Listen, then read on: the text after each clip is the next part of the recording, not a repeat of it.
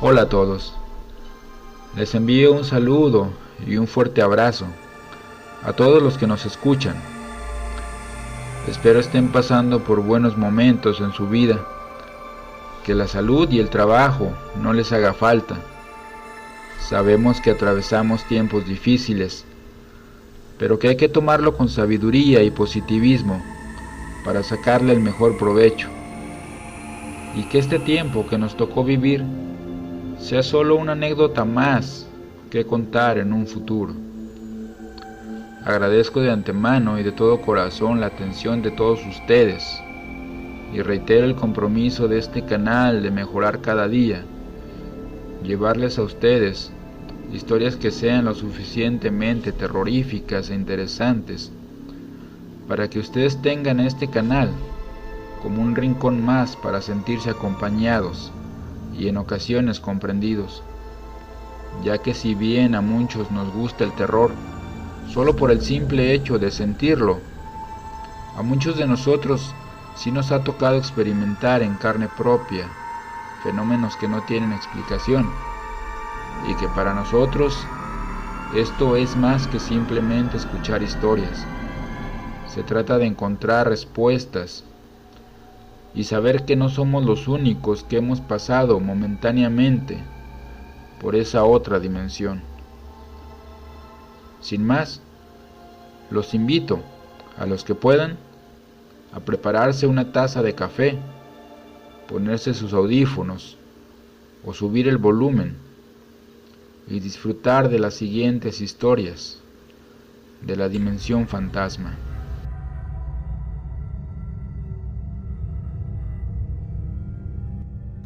Hola, mi nombre es Marta y mi relato es el siguiente. Hace algún tiempo, regularmente tomaba yo una ruta que llegaba a un pueblo que se llama El Tlacote, después de mi trabajo. Es una ruta que transporta a muchas personas trabajadoras de fábricas, aunque para mi fortuna, el tramo en que yo lo usaba era la parte final, ya casi siempre me tocaba muy poca gente en el transporte.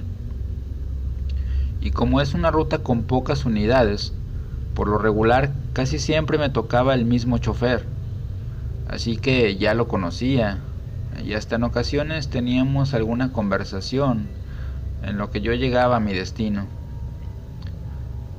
Así que cuando los asientos de adelante, es decir, los que están a un lado del chofer, estaban vacíos, yo me sentaba en esos asientos para sentirme acompañada y que el trayecto fuera un poco más ameno. Y uno de esos días en que yo me subí a esta ruta, vi que en esos asientos iba una persona, con vestimenta oscura y una gorra que le tapaba la cara. Imaginé que esa persona iría dormida o simplemente agachada. Así que no me quedó más remedio que sentarme en los asientos de más atrás. Esa persona ahí sentada prácticamente no se movía, y cuando yo me bajé, que casi siempre era yo la última persona en bajar, esa persona seguía ahí. Supuse que se bajaría hasta la terminal, que ya faltaba muy poco para eso. Y así pasaron 3 días en donde sucedió exactamente lo mismo. Yo subía y esa persona estaba ahí en ese mismo lugar, en la misma posición y creo que hasta con la misma ropa. Pero al 4.º día que abordé este transporte, ya no se repitió la escena y entonces pude sentarme en esos asientos. Y cuando ya estaba yo cómodamente sentada, el chofer me hizo una pregunta que me extrañó bastante. Me dijo: «Oye, ¿por qué los días anteriores que te subiste no te sentaste aquí junto a mí para ir platicando?». A lo cual yo, muy extrañada, le contesté: «Pues porque los días anteriores que me subí venía una persona aquí sentada, la misma persona». En ese momento el chofer volteó a verme con una cara de espanto muy notoria y me dijo: No, eso no puede ser. Yo me fijé y no venía nadie. De hecho, me extrañó que no te sentaras aquí. Se quedó pensando unos segundos y después me preguntó, bueno, ¿y cómo era esa persona? Yo se lo describí y le dije que parecía un hombre joven, con vestimenta oscura y una gorra que nunca me permitió verle la cara. El chofer palideció un poco y me dijo, ¿de verdad te estás hablando en serio? Yo le dije, sí, claro, no te inventaría algo así. Ese día la plática no fue nada amena. Creo que los dos en ese momento sabíamos que la persona que yo había visto no era algo de este mundo. Llegué a mi destino y solo atiné a decirle al chofer, cuídate mucho y que Dios te proteja. Yo me bajé un poco temblando y también un poco mareada. Pero creo que el chofer la pasó peor, al tener que manejar una parte de la ruta en completa soledad. O tal vez no. Después de esto, nunca volví a ver a aquel hombre en el transporte. Afortunadamente tampoco el chofer nunca vio nada.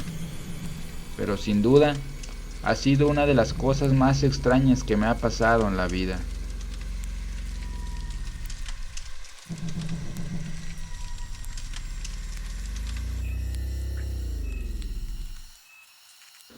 Hola, espero se encuentren muy bien. Hoy en día soy abogado, pero esta historia que les contaré me pasó cuando era cadete de la Escuela de Infantería en Tlalpan, la que está ubicada en la carretera Cuernavaca. Déjenme decirles que este tipo de historias en el ejército tienen un nombre, se les llama chiludas. Y la verdad es que a mí me llegaron a contar bastantes, pero esta es una de las que a mí me tocó vivir. Era más o menos el año de 1994. Yo tenía en ese entonces unos 15 años. Realizábamos nuestras prácticas en un bosque bastante alejado del colegio militar. Recuerdo que eran unas caminatas larguísimas, de aproximadamente hasta 8 horas seguidas.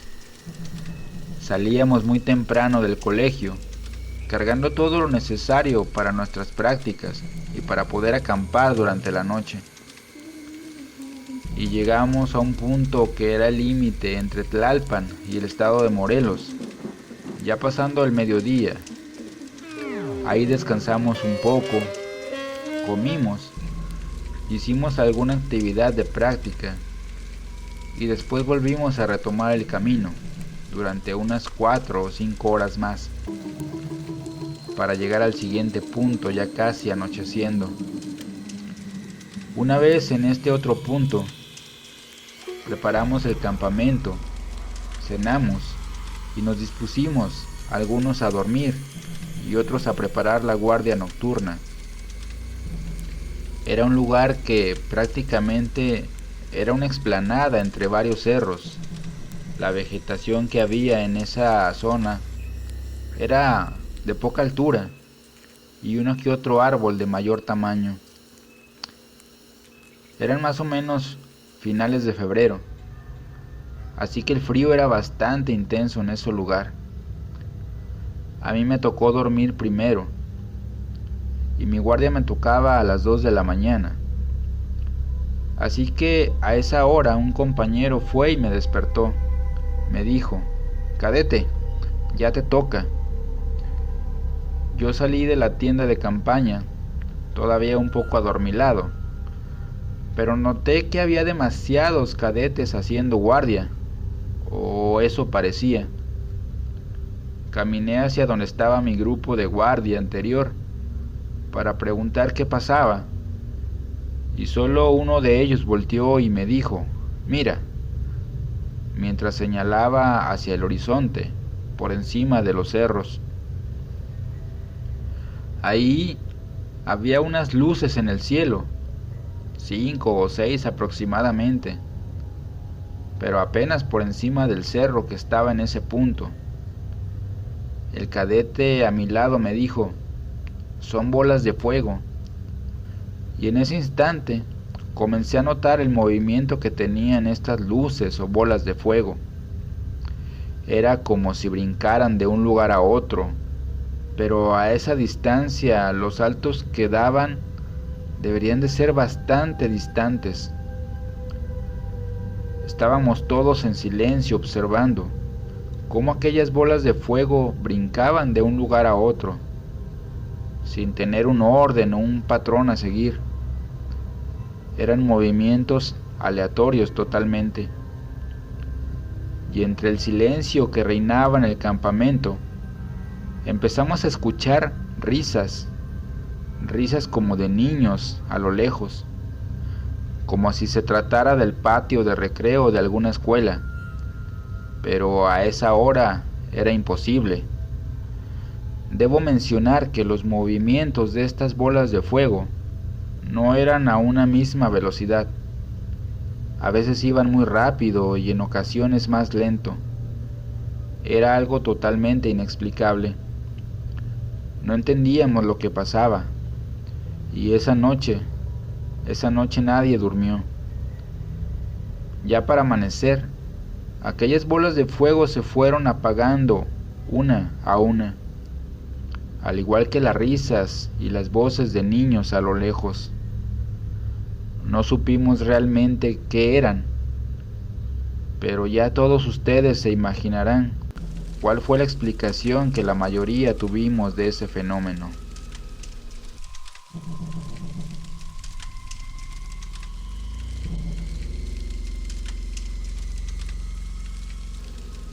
Mi nombre es Carla, y esto que les relataré ocurrió cuando yo era muy niña. Mi abuela paterna murió cuando yo tenía aproximadamente 3 años, así que los recuerdos que tengo de ella son muy vagos. Aparte de que yo no era una de sus personas favoritas, según tengo entendido. Y es que había una razón para ello. Mis padres son primos entre sí, y la abuela nunca estuvo de acuerdo con esa relación. Ella enfermó, y al poco tiempo le detectaron un tumor en el estómago. Fue llevada a Estados Unidos, en donde sería operada para extirparle el tumor. Pero ya en la cirugía, los médicos se dieron cuenta de que la abuela estaba invadida de cáncer. Ya no podían hacer nada por ella. Murió a los pocos días, estando todavía en Estados Unidos. Mis padres estaban allá también acompañándola. Me cuentan que fue un verdadero calvario el poder tramitar todos los permisos para poder trasladarla a Tlaxcala, en donde sería sepultada.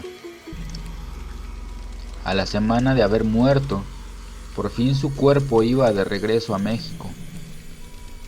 Mi madre se había quedado en Estados Unidos con una tía y regresaría a los pocos días, mientras que mi padre y uno de sus hermanos regresaron junto con el cuerpo de la abuela.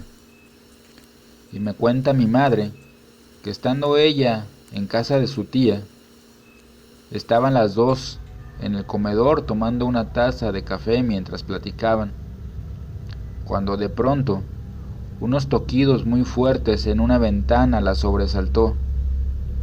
Era una ventana que daba a un patio, y no había manera de que alguien estuviera ahí. La tía se levantó para ver quién era, pero era obvio que no iba a encontrar a nadie. Después de revisar y ver que no había nadie en ese lugar, se volvió a sentar, y las dos se quedaron mirando, como esperando la respuesta una de la otra. Pasaron unos segundos, y mi mamá dijo: tal vez fue mi suegra. Y apenas había terminado de decirlo, cuando nuevamente les tocaron la ventana, pero esta vez más fuerte todavía. Esta vez las dos gritaron y se levantaron de sus sillas muy asustadas. Se pusieron a decir algunas oraciones y afortunadamente no pasó nada más. A los 2 días, mi madre regresó a México para el funeral de la abuela, y mientras mis padres estaban en el entierro, yo me quedé en casa de mi abuela materna. Obviamente, yo no tenía el conocimiento de que mi abuela había muerto, ni tampoco la edad para entenderlo. Y cuenta mi abuela que estando yo jugando en la sala, de pronto empecé a tener una conversación con alguien. Mi abuela se dio cuenta, pero no le quiso dar importancia. Solo pensó que eran cosas de niños. Pasaron unos días y estando ya en casa, mi madre lavaba los trastes mientras yo jugaba debajo de la mesa del comedor, mesa que tenía un mantel que me permitía esconderme debajo sin que nadie me viera. Y dice mi madre que me escuchó como si estuviera platicando con alguien, cosa que le extrañó y fue a asomarse. Me preguntó que con quién hablaba y mi respuesta, a esa edad, fue decirle, con mi Abby, refiriéndome a mi abuela. Mi madre lo tomó a broma, aunque dice que sintió un escalofrío al oírme, pero prefirió dejarlo pasar. Pasaron los días y cuenta mi madre que cuando me regañaba, ya que era una niña muy traviesa, las luces de la casa parpadeaban y era justo en ese momento. Así comenzó a pasar cada vez que ella me regañaba. Y un día, mi madre, ya un poco enfadada de esta situación, le gritó a mi abuela por su nombre y le dijo, «Ya, Rosario, ya déjame en paz». En ese momento, varios platos y utensilios de la cocina salieron volando y se estrellaron contra el piso y las paredes.